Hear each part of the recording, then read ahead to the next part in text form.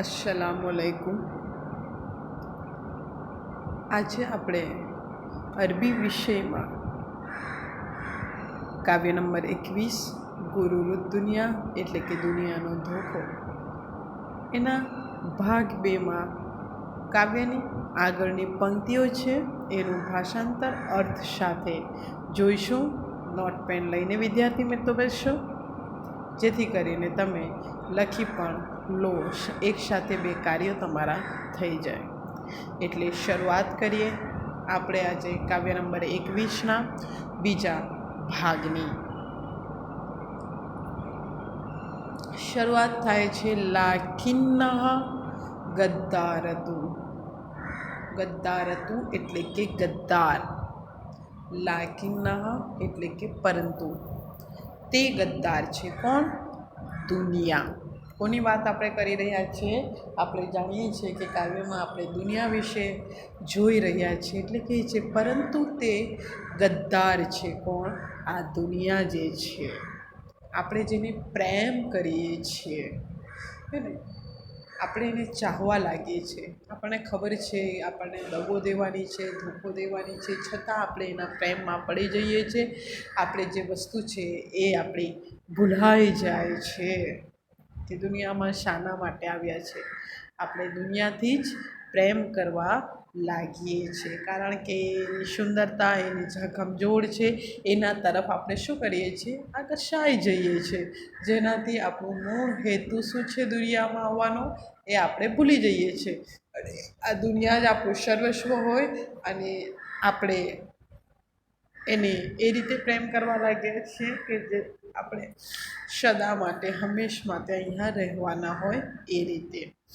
તે વસ્તુ આપણને અહીં બતાવી છે કે લાકિન્નહા ગદ્દારતુન, પરંતુ તમારી જે દુનિયા છે તે શું છે? ગદ્દાર છે।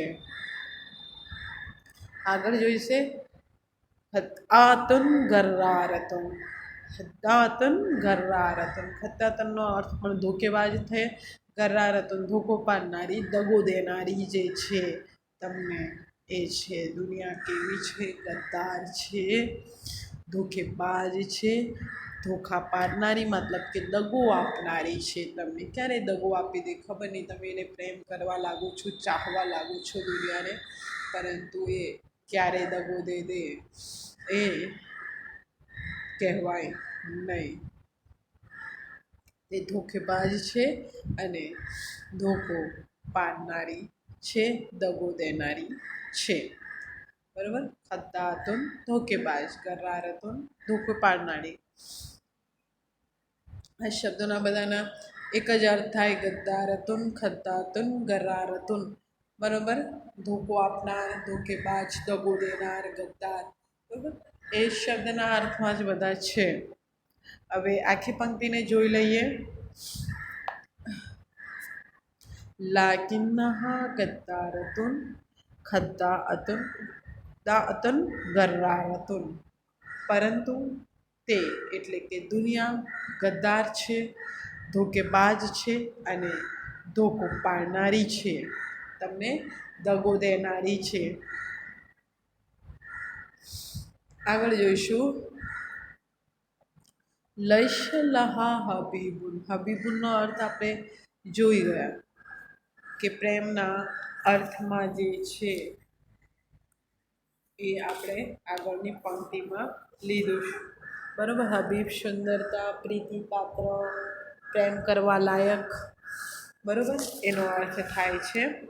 આગળનો લૈશનો અર્થ પણ આપણે જોઈ ગયેલા કે નથી? લહા એટલે કે કોઈથી, તેને કોઈથી પ્રેમ નથી, મતલબ તેને કોઈ પ્રીતિપાત્ર નથી, બરાબર। દુનિયા એ વસ્તુ છે, આપણે ભલે ચાહીએ છીએ, દુનિયા આપણને, એને કોઈથી પ્રેમ નથી, બરાબર, તેને કોઈથી પ્રેમ નથી, તેને કોઈ પ્રીતિપાત્ર નથી। કોને? દુનિયાને।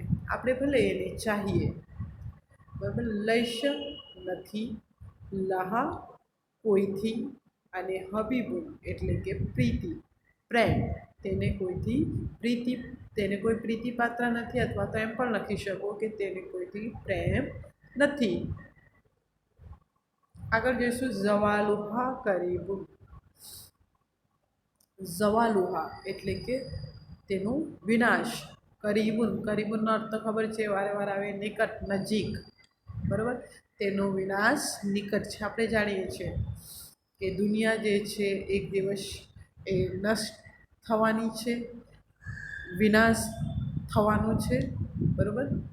કે દુનિયા એક દિવસ વિનાશના.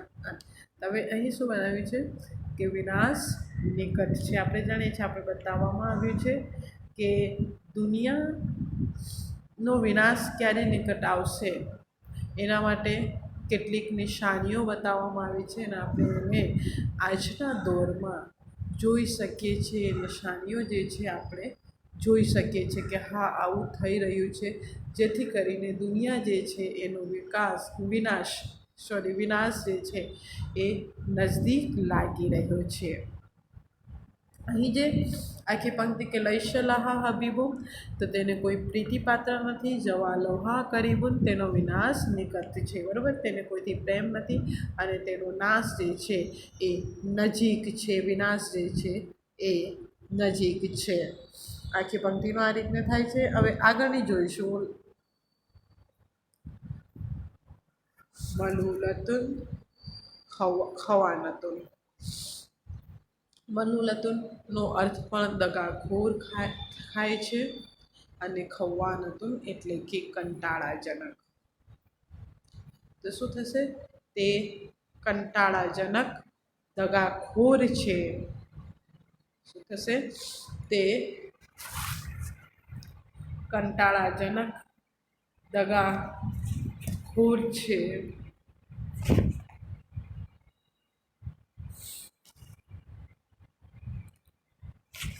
અને આગળની પંક્તિ લૈશલાહા અમાનતુન. અમાનત એટલે કે અમાનત. તેની પાસે, લૈશ એટલે કે નથી અને લાહા એટલે કે તેની પાસે અમાનતદારી જે છે એવી કોઈ વસ્તુ નથી. તમે જે માનો કે એના પર વિશ્વાસ રાખી શકાય એવી કોઈ વસ્તુ દુનિયા પાસે નથી.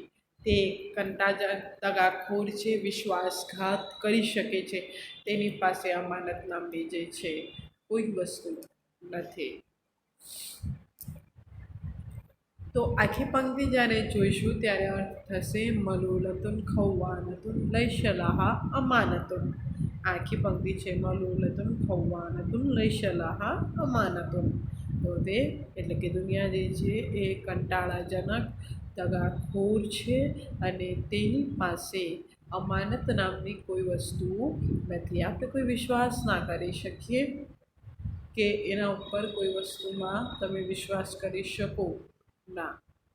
કારણ કે આગળ આપણે જોઈ ગયા કે તેને કોઈ પ્રીતિપાત્ર નથી, તે કોઈને પ્રેમ કરતી નથી. માણસ તેને પ્રેમ કરે છે પરંતુ તે કોઈને પ્રેમ કરતી નથી. એટલે એના પર શું થાય છે? એ દગાખોર છે અને એની પાસે કોઈ અમાનત નામની વસ્તુ નથી. આજે આપણે આટલી જ પંક્તિઓ જોઈશું.